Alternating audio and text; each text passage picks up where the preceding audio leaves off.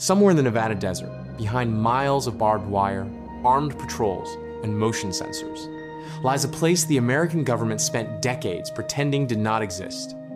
Area 51. Just hearing that name conjures images of crashed flying saucers, gray-skinned aliens strapped to laboratory tables, and government agents in dark suits hiding the truth from the rest of humanity. It is the most famous secret base in the world, a paradox in itself. And the strangest part? The CIA did not even admit it was real until 2013. So what exactly is going on out there in the desert? Let us start peeling back the layers. The geography alone tells you something. Area 51 sits inside the Nellis Air Force Range, a military testing ground so vast it covers 18,000 square kilometers. That is bigger than some European countries. The base itself is only about 13 kilometers from Las Vegas, which means that on any given night, tourists are losing money at slot machines, within spitting distance of one of the most restricted locations on the planet. 13,000 of those 18,000 square kilometers are completely off limits. No civilian aircraft overhead, no hikers, no photographers. The Air Force calls it the largest military airspace in the world. And officially, all they do there is practice bombing runs on empty desert. Nothing to see here, move along. But people did not move along. They never do when the government tells them not to look. The whole thing started in 1954. President Eisenhower needed a place to test a new breed of aircraft, spy planes designed to fly over the Soviet Union and photograph military installations from altitudes so extreme that no radar could detect them. The location had to be completely isolated, no neighbors, no witnesses. His people found exactly what they needed near a dry lake bed called Groom Lake, deep in the Nevada wasteland. There was just one problem: the land belonged to a local family, a ranching clan who had been working that harsh, unforgiving terrain for years. When government agents knocked on their door with a $5 million offer, the family said no. They knew there was silver and lead under their feet, maybe even gold. They wanted $40 million. The government's response was swift and characteristically blunt. They seized the property, handed over $1 million in compensation, and told the family to take it or leave it. The United States needed that desert more than one family did. At first, the base was unremarkable. Planes flew in and out, servicing the nuclear weapons tests happening nearby. The mushroom clouds from those detonations were so enormous that tourists in Las Vegas would climb onto hotel rooftops to watch them, cocktails in hand. But soon, the base took on a very different purpose. This is where Lockheed Martin brought the U-2, a spy plane so advanced and so secret that it was shipped to Area 51 inches pieces so that nobody along the way could figure out what it was. Engineers reassembled it behind locked hangar doors, and then they sent it screaming into the stratosphere. The U-2 could fly higher than anything the Soviets had. It could photograph a newspaper headline from 70,000 feet. And for a while, it was completely invisible to enemy radar. This is the same aircraft that pilot Gary Powers was flying in 1960 when the Soviets finally managed to shoot one down over Sverdlovsk. Powers ejected, was captured, put on trial in Moscow, and eventually traded back to the Americans in exchange for a Soviet spy named Rudolf Abel. The whole affair was a global embarrassment, but it also proved just how valuable and how dangerous the work being done at Area 51 really was. After the U-2 came the SR-71 Blackbird, an aircraft that still looks like it was designed by aliens even though it was built by humans in the early 1960s. The Blackbird could fly at 3 times the speed of sound. It could cross the Atlantic in under 2 hours. Even today, no manned aircraft has beaten its speed records. And it was tested right here, above the empty sands of Groom Lake. Now imagine you are a farmer or a truck driver in rural Nevada in the late 1950s. You look up at the sky and you see something moving faster than anything you have ever witnessed, glowing green, zigzagging at impossible angles. What do you think? You think aliens. And that is exactly what people started reporting. In 1959, a newspaper in Reno published accounts from residents who swore they had seen a bright green object in the sky faster than any jet, moving in ways no airplane could. The CIA read these reports and smiled. Every UFO sighting was one more layer of cover for whatever classified machine they were actually testing. They did not just tolerate the alien rumors. There is strong evidence they actively encouraged them. Why bother with expensive disinformation campaigns when the public will do it for you? But the spy planes were not the only secret at Area 51. During the Cold War, the base doubled as a trophy room for captured enemy hardware. Whenever the Americans got their hands on a Soviet aircraft through defections, espionage, or sheer luck, they shipped it straight to Groom Lake. In 1968, 2 Syrian MiG-17 fighters accidentally landed in Israel after their pilots got lost during a training exercise. The Israelis called Washington, and within weeks, those jets were sitting in a hangar at Area 51, being taken apart bolt by bolt. Understanding how the enemy's machines worked was worth more than gold during the arms race. Every rivet, every wire, every design choice told American engineers something about Soviet capabilities and Soviet weaknesses. The secrecy around Area 51 was so extreme that it almost became absurd. In 1974, astronauts aboard the Skylab space station accidentally photographed the area around Groom Lake during a routine observation pass. When the CIA found out, they were furious. But here's the catch. NASA had no idea the base existed.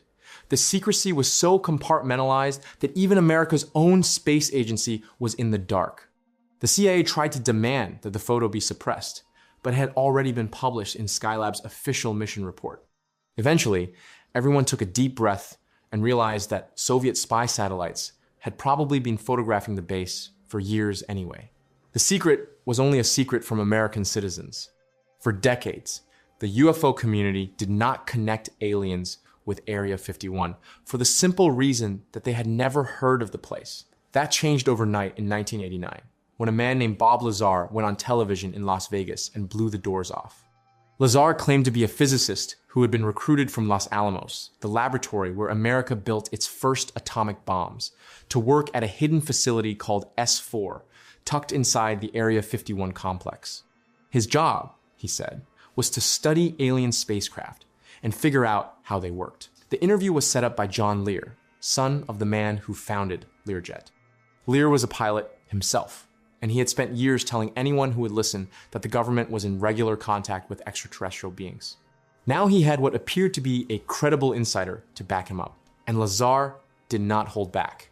He described an underground complex where 9 alien flying saucers were stored.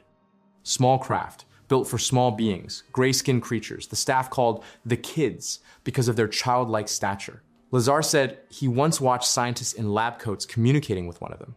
He described a propulsion system that could warp space itself, powered by an element with atomic number 115, an element that did not officially exist at the time. It was only synthesized in a Russian lab in 2003. But Lazar had a bigger point to make. He insisted that alien technology was advanced enough to eliminate poverty, cure diseases, and solve the energy crisis forever. The military, he said, was keeping all of it for themselves. Weapons, power, control. The rest of humanity could wait. Where did these aliens come from? According to Lazar, from the Zeta Reticuli star system. That name already had a following in UFO circles, thanks to Betty and Barney Hill, a married couple who claimed in 1961 that beings in dark suits had taken them aboard a spacecraft. Under hypnosis, the Hills described a star map shown to them by their captors. An amateur astronomer later matched their rough sketch to Zeta Reticuli. Modern telescopes have since confirmed that the system contains planets that could, in theory, support life. Science fiction fans know Zeta Reticuli from a different context. It is where the events of the Alien film franchise take place. Lazar's story was electrifying. It was also full of holes. Nobody could verify his employment at Los Alamos. The universities he claimed to have attended had no record of him. In 1990, he was arrested in connection with a prostitution ring. In 2006, he was investigated for transporting illegal chemicals. But none of that mattered to the millions who believed him. The genie was out of the bottle. Area 51 was now the global headquarters of alien conspiracy culture, and nothing was going to change that. The theories multiplied like bacteria in a petri dish. The Illuminati were holding meetings inside the base. American officials were negotiating treaties with alien governments underground. Climate weapons were being tested. One rumor describes a hidden airstrip called the Cheshire Strip, invisible under normal conditions. It only appears when doused with water and vanishes again as it dries, like the grin of the Cheshire Cat. Others claim experiments in bending space and time are underway beneath the sand. A cottage industry sprang up around the base. Alien-themed motels, diners with flying saucer decor, gift shops selling green rubber aliens. Annual UFO conventions draw thousands of true believers who camp out in the desert, scanning the night sky with binoculars. Area 51 became more referenced in pop culture than even the Roswell incident, the alleged 1,947 crash of a flying saucer in New Mexico that supposedly started it all. In 2011, journalist Annie Jacobson published a book based on interviews with former Area 51 staff. One anonymous source offered perhaps the wildest theory yet. The alien craft at the base, this person claimed, was never extraterrestrial. It was built by the Horten brothers' Nazi engineers, who had designed flying wing aircraft for Hitler and filled with children surgically altered by Josef Mengele to look like aliens. The purpose? To cause mass panic in America on behalf of Joseph Stalin. One of these craft, the source claimed, crashed at Roswell. Why Stalin would team up with a fugitive Nazi doctor was never adequately explained. Jacobson later won the Pulitzer Prize, though for entirely different work. In 2005, UFO researchers tried a new weapon, the law. Under the Freedom of Information Act, they demanded the government declassify documents about Area 51. 8 years later, in 2013, the government finally complied, releasing details about the U-2 program, the SR-71, and the captured Soviet jets. The UFO community was unimpressed. Old news, they said, a distraction. The real secrets, the saucers, the aliens, were still hidden somewhere deeper. Then there are the guards. Nobody quite knows who they are. The restricted zone is not patrolled by police, not by Marines, not by any identifiable branch of the military. Instead, there are the camo dudes, the nickname given to them by the UFO community. They wear unmarked desert camouflage. They drive white Jeeps with no license plates and no insignia. No journalist, lawyer, or government inquiry has ever determined who employs them. They do not answer questions. They do not give warnings. If you get too close, they simply raise their weapons. End of conversation. All of this frustration reached a boiling point in 2019, when a 21-year-old anime fan named Maddie Roberts posted an event on social media as a joke. The title was beautiful in its simplicity. Storm Area 51, they can't stop all of us. The plan, such as it was, involved everyone meeting at the perimeter fence on September 20th and rushing the base together. If we Naruto run, Roberts wrote, we can move faster than their bullets. Let's see them aliens. Within 24 hours, 1 million people had signed up. Within a week, 3 million. The United States military publicly warned that attempting to breach a restricted installation could be fatal. Roberts panicked and tried to convert the whole thing into a music festival. That fell apart. On the actual day, about 150 people showed up at the gate. A few had guns. Most had lawn chairs and coolers. They looked at the fence. They looked at each other. They looked at the armed camo dudes staring back at them from behind their sunglasses. And they decided, collectively and wisely, that 150 people was probably not enough to crack open the biggest secret in American history. Nobody stormed anything. The desert stayed quiet. And Area 51, as it has done for over 70 years, kept whatever it is hiding locked away behind the wire, the guns, and the endless empty sand.